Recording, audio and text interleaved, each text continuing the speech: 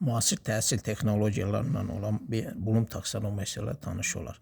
Bloom taksonomiyasını Amerikan alimi Professor Benjamin Bloom 1956-cı ildə təklif edir. Özünün yazdığı Taxonomy of Education Objective kitabında bu konsepsiyanı irəli sürür. İndi isə bunun mahiyyətinə varaq. Nədən ibarətdir, mənası nədir? Biz bilirik ki, insan üç qatlı, yəni üç ölçülü bir varlıqdır. Yəni o ağıldan, ürəkdən və əldən, ayaqdan hərəkətlərdən ibarətdir. Benjamin Bloom ümumiyyətlə insanın inkişafı bu üç mərhələnin inkişafı ilə bağlıdır, bildiyimiz kimi, hamımızın bildiyi kimi. Benjamin Bloom da bunları, bu üç sahəni inkişaf elətdirmək üçün bölgü, yəni taksonomiya təklif edir. Öz birinci kitabında o ağla aid, yəni idraki bölgünü verir. Daha sonra onun ardıcılları hisslərə, duyğulara aid olan emosional bölgünü, daha sonra isə əllərə, ayaqlara, yəni psixomotor hərəkətlərə bağlı olan sonraki bölgünü təqdim edirlər.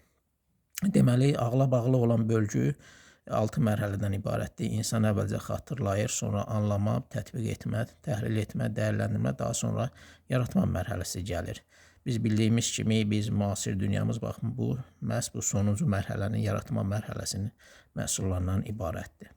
Daha sonra hissi, emosional, affektiv sahə gəlir. Burada biz qıcığı əvvəlcə qəbul edirik, daha sonra ona cavab veririk, sonra dəyərləndiririk. Və sonra təşkil etmə, xarakter etmə sahələri gəlir, mərhələləri gəlir.